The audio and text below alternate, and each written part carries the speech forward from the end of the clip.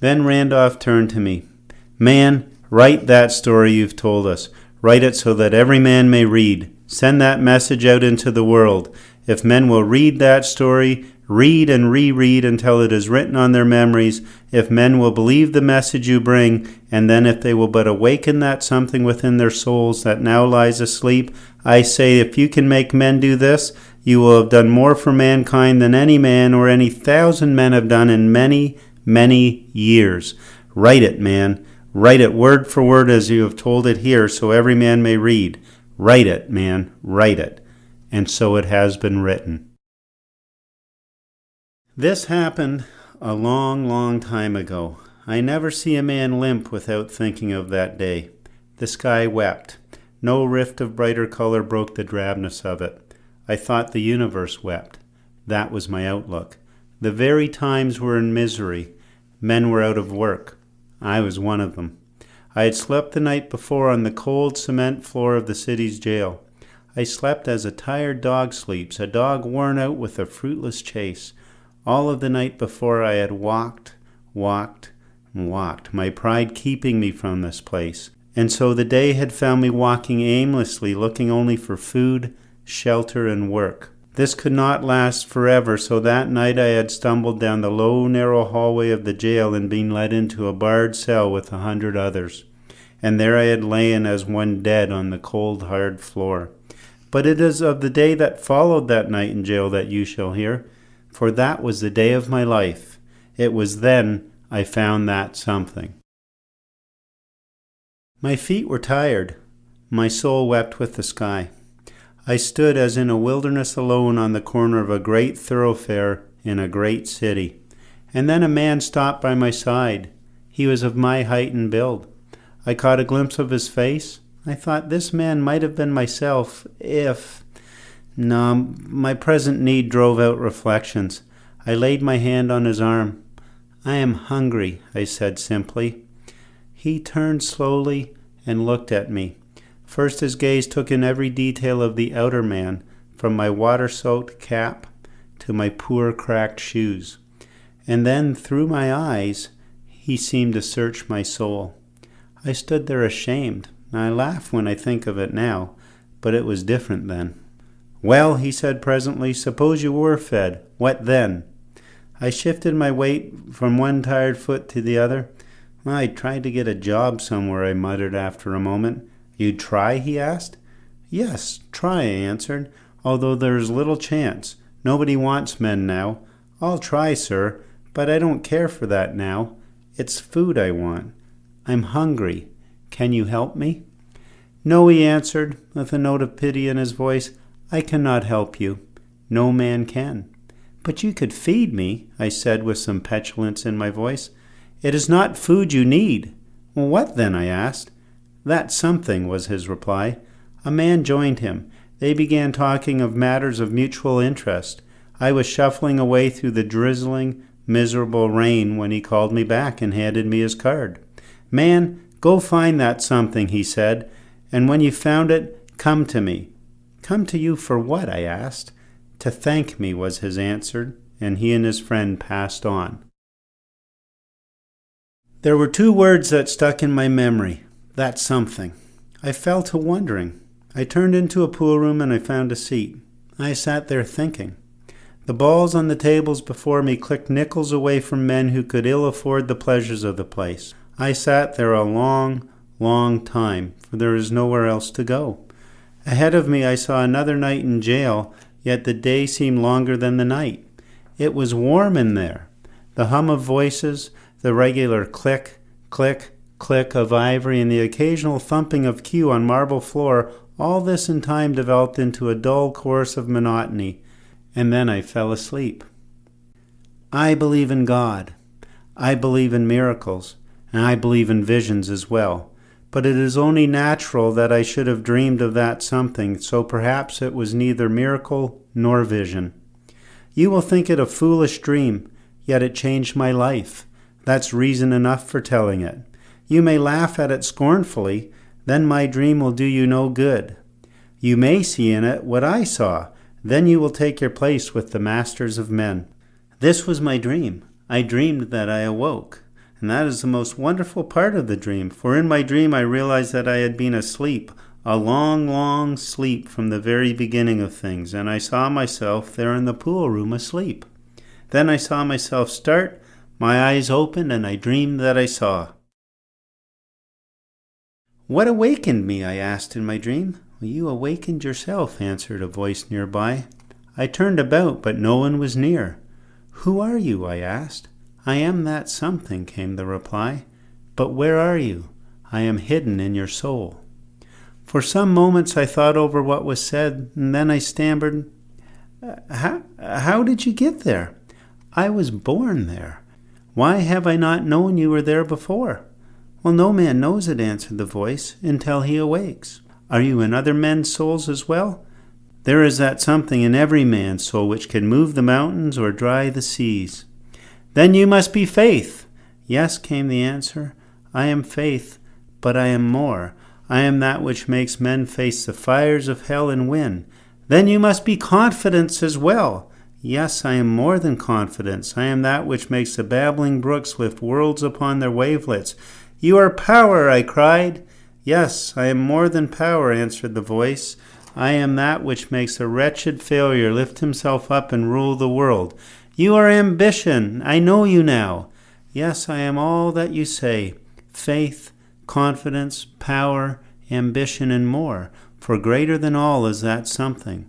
I am that which every man must find in his soul, or else he will be but a clutter of the earth on which he lives. But how can man find you, even as you are finding me now? First you must awaken, then seek, and when you have found, you must learn to control. Control what? I asked, confused. That's something. Borrow it from your soul and baptize your life with it. Anoint your eyes that you may see, anoint your ears that you may hear, anoint your heart that you may be. But tell me, I cried frantically, for the voice was trailing off almost to nothing. How can I do this? How? How? This is the secret, came the voice to me as the whisper of a gentle breeze. These words, I will. And then I awoke with a start. A man was shaking me roughly. Clear out of here. We ain't running no free rooming house for bums. If you want to sleep, take a sleeper. But get out of here. I will, I answered unthinkingly as I turned towards the door. I will. My words brought back the dream vividly. I stood in the doorway peering out into the rain. A boy with a dozen bundles stopped near me to shift his load. I'll help you, son, I said, and I laughed gladly as I took half his load and started with him down the street. Gee, mister, that's pretty square of you, all right. How far are you going this way? Well, where are you taking these things? I asked. He told me. Why, that's right where I'm going, I answered in mock surprise, and so we hurried on our way. It was then that the clouds overhead began to break. Before we had gone halfway, the sun peeped out, and the boy laughed with the pure delight of it. By golly, mister, she's going to be some handsome day tomorrow, ain't it? I will, I answered absently. He looked up at me, startled by my answer, started to ask a question, thought better of it, and giving me another queer look, trudged on in silence. When he had delivered his packages, he turned back towards the thoroughfare, and he asked me with the innocent impertinence of boyhood, Say, mister, where do you work? Why, I'm working for you right now. It's good to work, don't you think? But ain't you got no study job? Yes, I answered firmly, I will. Again he cast a queer look, and he quickened his pace. We went together to the store at which he worked. It was the largest store in the city. We hurried through a doorway at the rear, and I found myself in a large room. A man stepped up to me and asked me what I wanted. I've come here to work. What department? Who sent you? There were many men in there packing boxes, and before I could answer his question, someone called him and he hurried away. I took off my coat, hung it on a nail, and started to work, following the example of those near me. A half hour later, the man who first accosted me passed by. Oh, he said, so they put you at it while I was gone, did they? I'm doing my best, sir, I answered as I drove in a nail with a bang. And so I worked until 6 o'clock. The sun was very bright outside, and when the 6 o'clock bell rang, the men began filing by the clock. What about the clock? I asked the man in charge. Didn't they give you a number? No, sir. Then I told him my name, he gave me a number, and I punched out. The boy was waiting for me at the door. "How'd you get the job?" he asked curiously. "Well, that was secured for me before I showed up." "Well, who got it for you?" "That something," was my answer. Quit stringing me. How'd you get on? I seen a dozen men trying to get on that work this morning, and they was all turned down." But, I explained with a smile, they had never found that something. He again favored me with a queer look. "Where do you live?" he asked finally. "I'm going to find a place right now." "Well, my ma keeps a boarding house. Why don't you come up to my place?" There was but one other boarder. He was a professor of a number of ology branches at a nearby denominational college. He was a little man with unreasonable hair on his face and very little on his head. He wore thick glasses perched on a beaked nose. His eyes were small and black like shoe buttons. He watched me as I ate. When the meal was finished, he invited me to sit with him in his room. "I hope you don't mind my prying," said he, "but I've been trying to figure you out." "Yes?" "Well, I've come to the conclusion that you are a student of sociology." I laughed. "Well, Bobby tells us you're packing boxes down at his store." I nodded assent. "Well, then, of course it's for the study of the conditions of the working masses that you are down there." "Yes," I admitted, "I am very much interested in the conditions of the masses right now." "Then you can help me. I am writing a series of papers on that very subject. Will you answer me this, please? What is it that keeps the underdog down?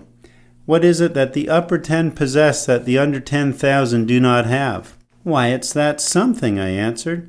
"What do you mean? Education? Environment?" Before my mind was flashed the picture of my boyhood. I saw my room on the top floor of a city block building. I saw myself sleeping in dry goods boxes in alleys and by the boilers and boats on the river. Yes, I was an alley cat and a wharf rat. I saw myself placed at the mercy of 5 stepmothers and a father engrossed in his science. I saw myself working, gaining little or no schooling, and then in the twinkling of an eye, the scene changed and I saw that awful room with 100 men lying around me on the cold, hard floor.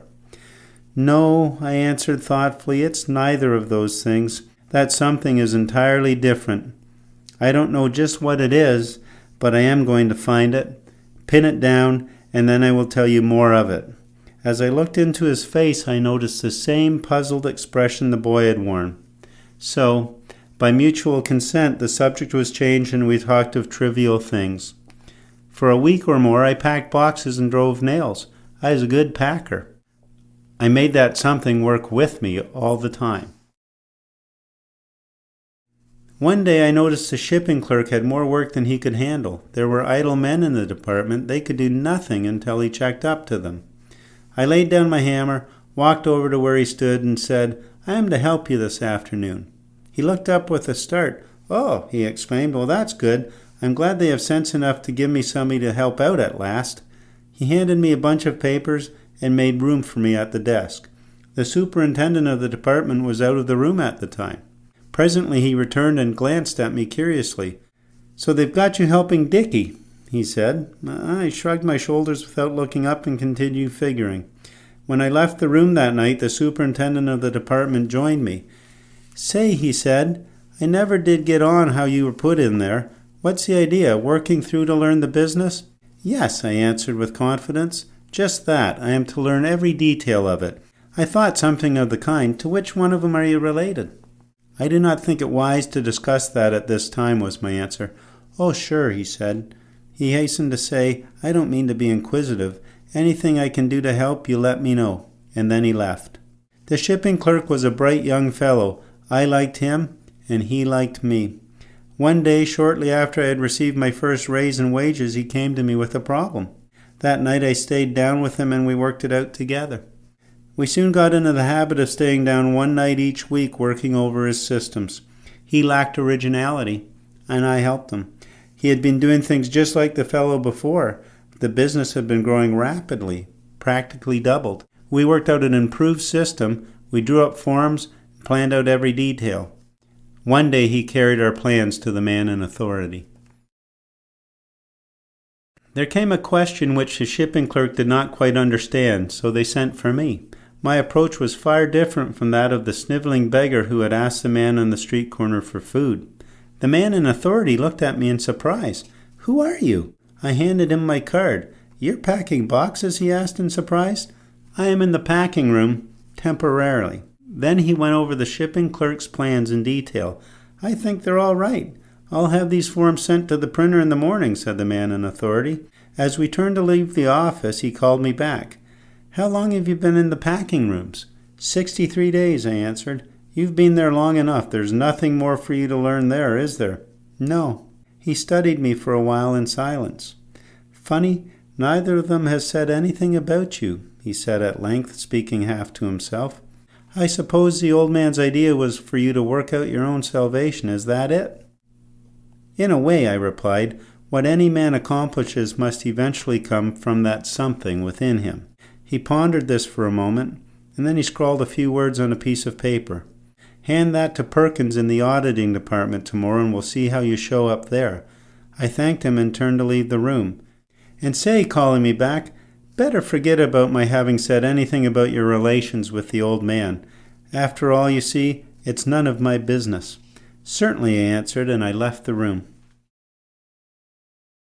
3 months later, I left Bob's mother's boarding house.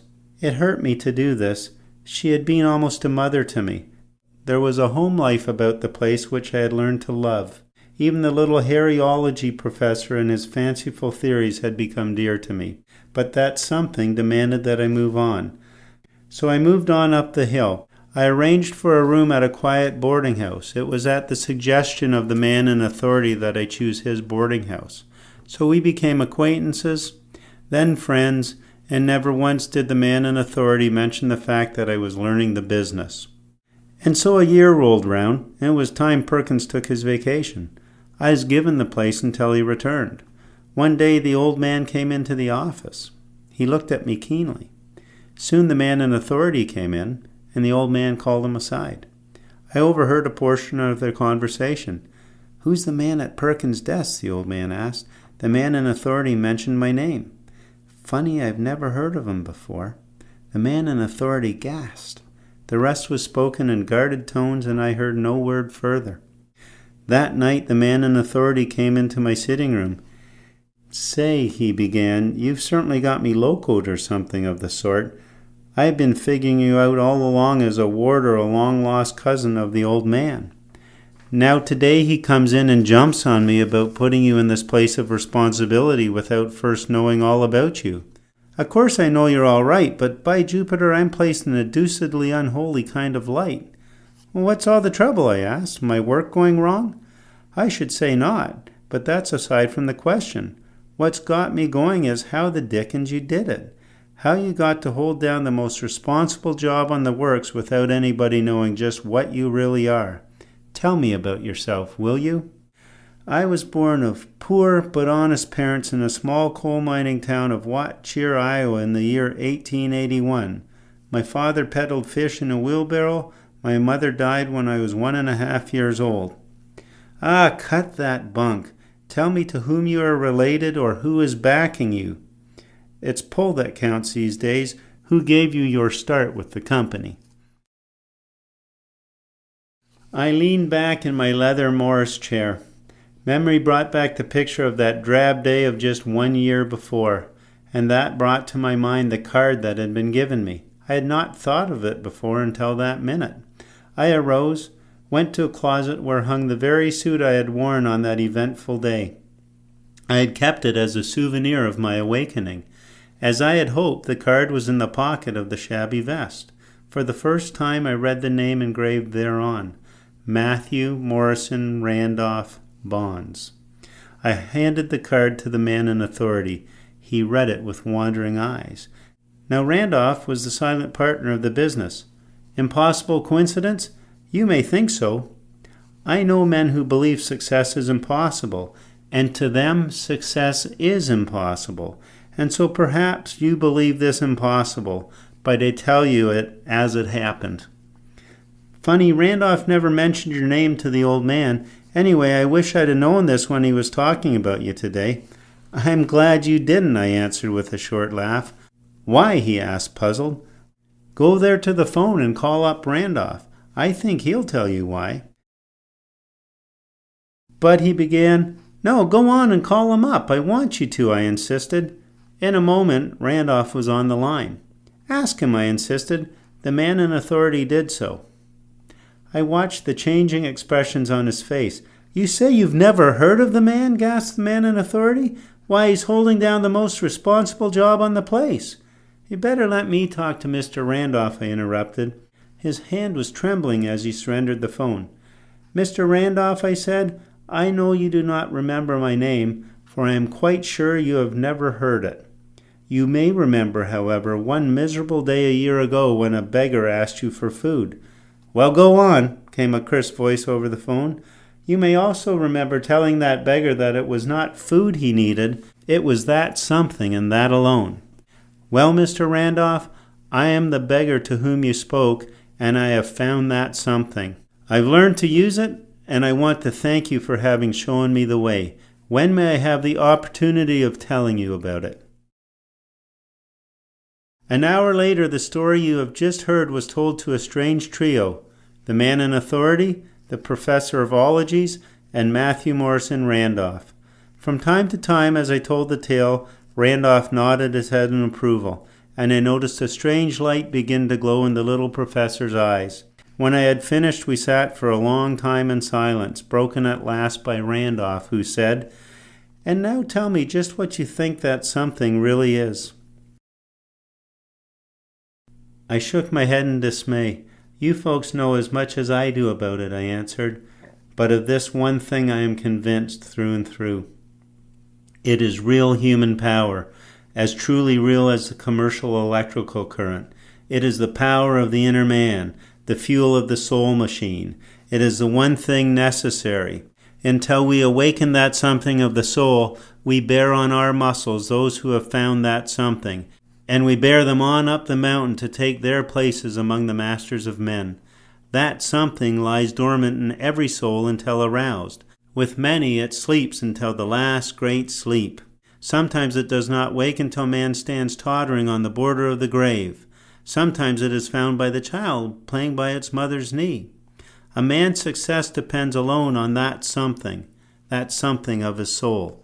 Abraham Lincoln found it when a lad. It warmed the cold floor on which he lay and studied. It added light to the flickering glow of the wood fire that he might see to read. It spurred him on and on and on. That something is an awful force. It made of a puny Corsican the ruler of the world. It made of a thin, cheated bookkeeper the money king of a great country. It made Edison the great man of his age. It made Carnegie. It made Woodrow Wilson. It made Roosevelt. And it can make you. It is now in your soul. Awaken it now. That's something. Again, silence followed. I watched the professor of many ologies. I saw the kindled fires in his eyes gradually die out. He shook his head wearily. No, it can't be done, he murmured. I have drunk deeply of the cup of life, and now I am drinking the dregs. The cup is filled but once, and when it's gone there's nothing left but the dregs of old age and poverty. You fool, cried Randolph, leaning forward and shaking the little man roughly. You almost had that something in your power, and now you sing it back to sleep with your silly song of pessimism. It's the false philosophy which such as you sing which has kept man in the ruts of their own digging for centuries past.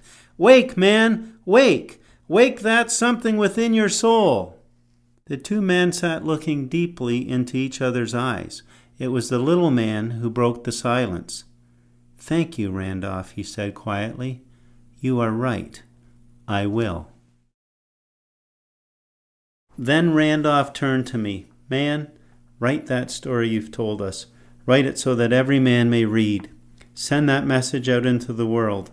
If men will read that story, read and reread until it is written on their memories, if men will believe the message you bring, and then if they will but awaken that something within their souls that now lies asleep, I say if you can make men do this, you will have done more for mankind than any man or any 1,000 men have done in many, many years. Write it, man. Write it word for word as you have told it here so every man may read. Write it, man. Write it. And so it has been written. You who have heard it through, I pray that you may hear it, every word, again and again until that something of your souls has been aroused and you have taken your place among the rulers of the world. The end, which is the beginning.